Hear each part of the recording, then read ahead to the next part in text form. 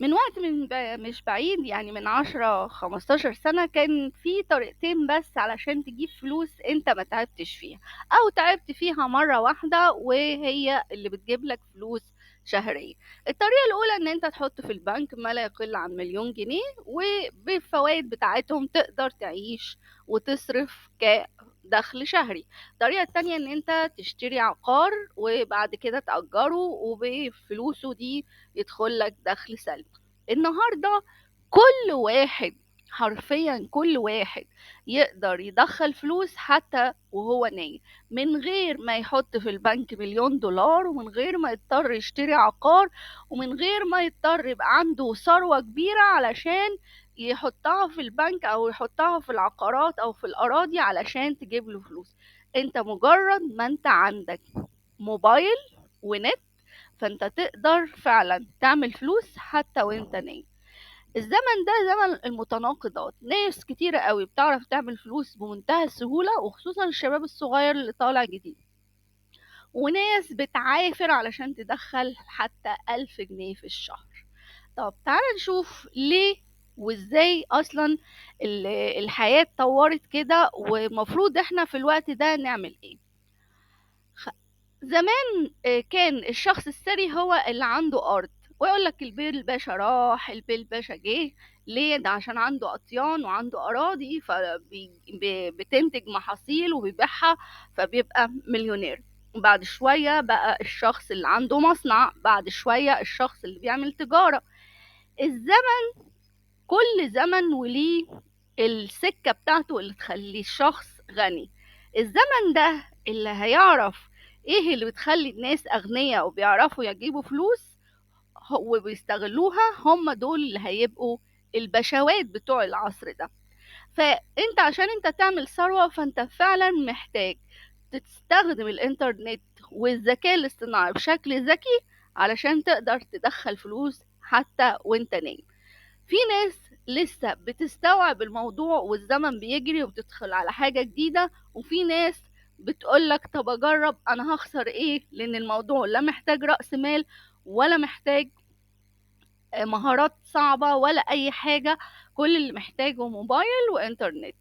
خليك معايا لآخر دقيقة في المحاضرة دي علشان فعلا هتغير حياتك للأبد. علشان تفهم الموضوع ده اكتر، تعال احكي لك حكاية اني كان في واحد حجز على مركب، والمركب دي رايحة من مكان لمكان، من بلد لبلد، هتقعد 7 ايام في البحر. الراجل ده للأسف يعني ما كانش معاه غير حتة جبنة وعيش، وكان ليه أوضة بينام فيها كل يوم. فوقت الفطار يروح يبص كده يلاقي الناس طوابير على الريستوران وشامم ريحة الأكل فظيعة، لكن هو بياخد الكورنر بتاعه وياكل حتة الجبنة وياكل العيش. ويجي الظهر نفس القصة، يجي بالليل نفس القصة. وفي الآخر الأسبوع عدى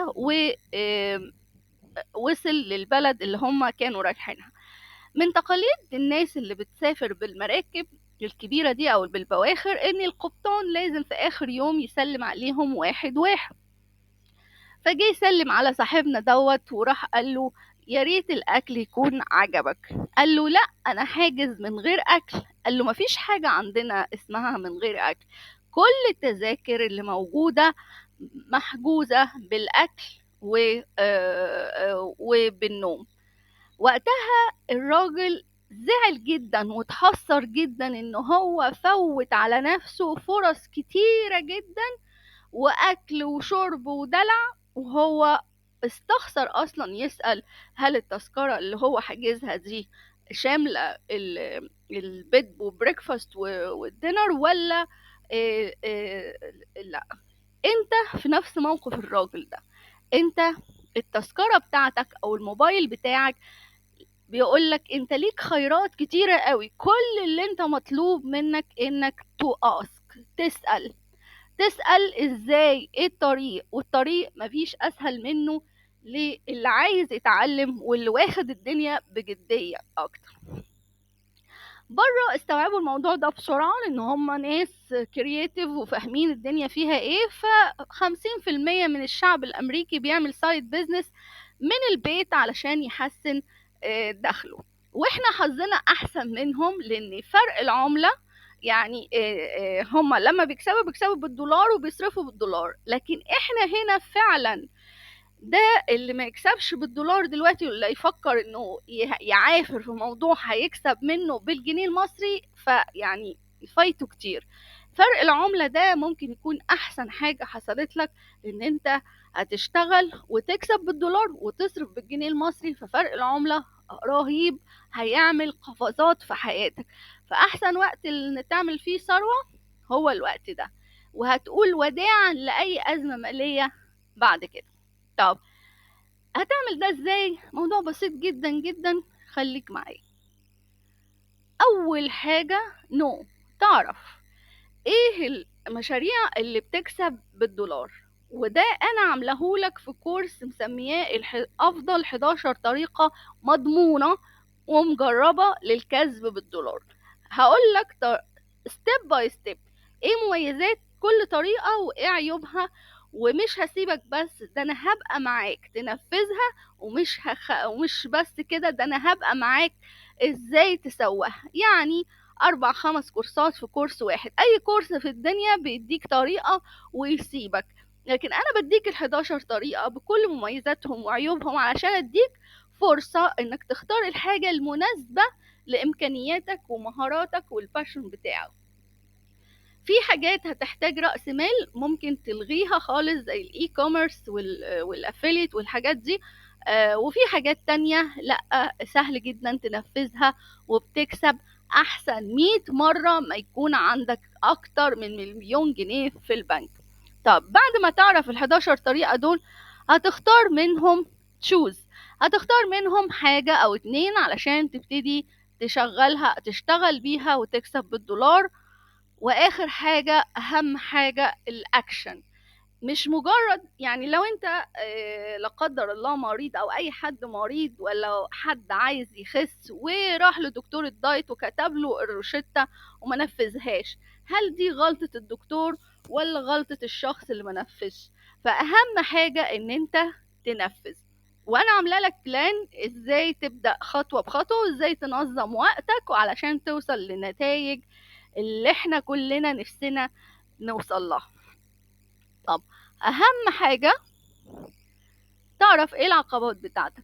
هو انت ايه مشكلتك؟ مش انت مشكلتك ان ما عندكش رأس مال؟ انا اعرفك 11 طريقة او يمكن 9 طرق عشان نبقى دقيقين اكتر هتبدأ بيهم من غير رأس مال. خلاص، مش انت مش عايز تضيع وقت في المواصلات وتصرف الفلوس في المواصلات؟ انا هقولك ان كل الطرق دي بتعملها من بيتك في اي مكان انت عايزه، في البيت، في الكافيه. ما نفسكش كده تقعد زي الشباب الحلو اللي بيقعد في ستاربكس ويشرب القهوة بتاعته ويشتغل وكمان بيكسب ارقام خيالية؟ هو ده بالظبط اللي انا هعرفهولك في الكورس افضل 11 طريقة للكسب بالدولار. وعلشان هو المكسب دولاري فالارباح خيالية، الارباح حرفيا خيالية. فما اعتقدش في مشروع فيزيكال تقدر تعمله جنب الشغل بتاعك هيجمع لك ال3 حاجات دول ويحل لك ال3 مشاكل وال3 عقبات دول. ان هو يبقى من غير رأس مال، سهل تعمله من البيت او من اي حتة، وكمان يكون بروفيتابل او فيه ارباح كبيرة. تعال نشوف اكزامبل كده علشان نشوف الموضوع قد ايه سهل وممتع جدا. دي احد الطرق للكسب بالدولار، ان انت تعمل كتاب وترفعه على امازون وتبيعه. طيب هو اي كتاب، انا ماليش في التأليف واحنا مش طالبين منك تبقى مؤلف ولا تبقى اسامة انور عكاش. هتجمع كتب تلوين زي الدودلز. الاخ ده باع كام؟ باع 8226 كتاب، وباع الكتاب الواحد ب9 دولار، يعني كسب 77,000 دولار 600. وده الرقم في الآخر، يعني هي كسب 3,888,2600. عملوا ازاي الكتاب ده؟ انا ماشيه معاك خطوات واحده واحده، ازاي تستخدم الاي اي عشان تنفذ الكتاب، ازاي ترفع الكتاب، ايه المقاييس بتاعه الكتاب، ازاي تكسب ارباحك. يعني في الاخر كده مش سايبين ثغره ومش سايبين حاجه علشان تقف فيها. طب السؤال هنا، هل انت هتحقق الرقم ده؟ الاجابه اه، والاجابه لا. لو انت عرفت الاسرار فانت ممكن توصل للرقم ده واحسن. وهل انت هتبيع كتاب واحد؟ الاجابة قطعا لا. انت طالما عرفت السكة هتبيع كتاب واتنين وتلاتة، وانت اللي بتحدد الارقام اللي انت عايز توصل لها. قد ايه الموضوع بسيط، وقد ايه كل اللي مطلوب منك إرادة وثقة بالنفس، وان انت تجرب حاجة انت مش خسران حاجة فيها. يعني الوقت اللي انت بتتفرج فيه على مسلسل انت ممكن تعمل لك كتابين ثلاثة من دول. دي احدى الطرق، لسه في 11 طريقة تانية.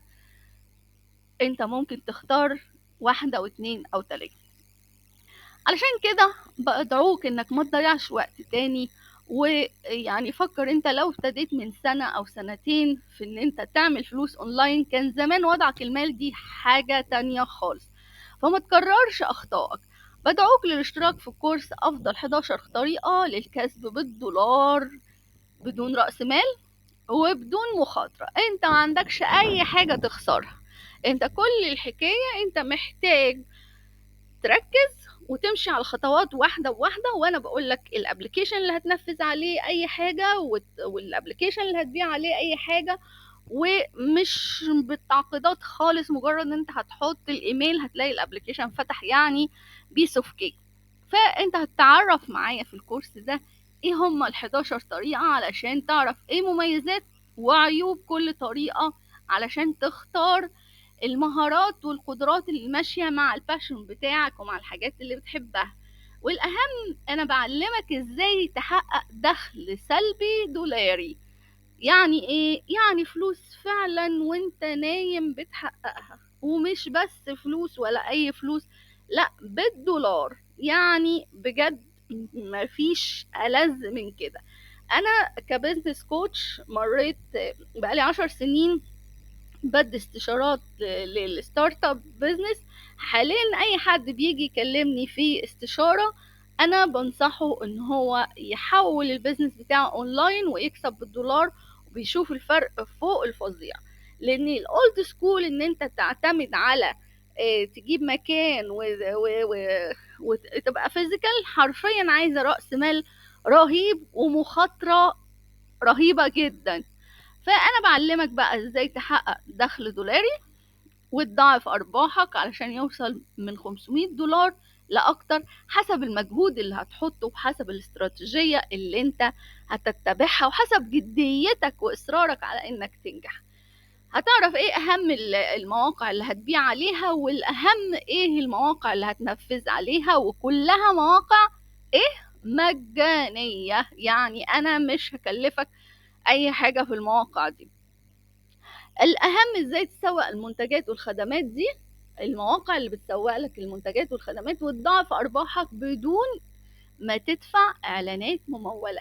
يعني هقول لك الاستراتيجية اللي تخليك تسوق أورجانيك، وبرضه هقول لك الاستراتيجية اللي تخليك عايز تسرع عملية البيع، يعني بالإعلانات الممولة. أنت وقدراتك، أنت ومهاراتك، أنت وطموحك.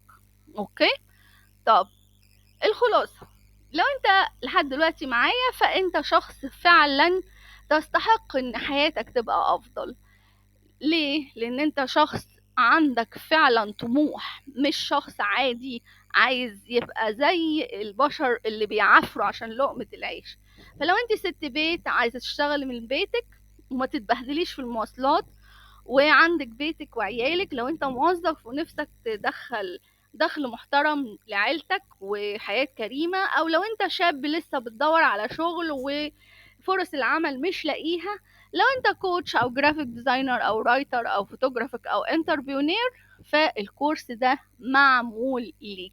كل شخص طموح وجاد الكورس ده هينقل حياته نقلة تانية. مستني ايه؟ الكورس فعلا غالي جدا لان دول 11 طريقة بتفاصيلهم. هو الكورس تمنه أو قيمته الحقيقية 5000 جنيه مصري، بس الفترة محدودة. أنا عاملة لك بيج أوفر، كريزي أوفر، إن أنت هتوفر 4501 جنيه. يعني الكورس هيبقى بكام؟ مش قادرة أقولها يعني، بس أنا هقولها 499 جنيه. طب ليه احنا عاملين التخفيض الرهيب ده؟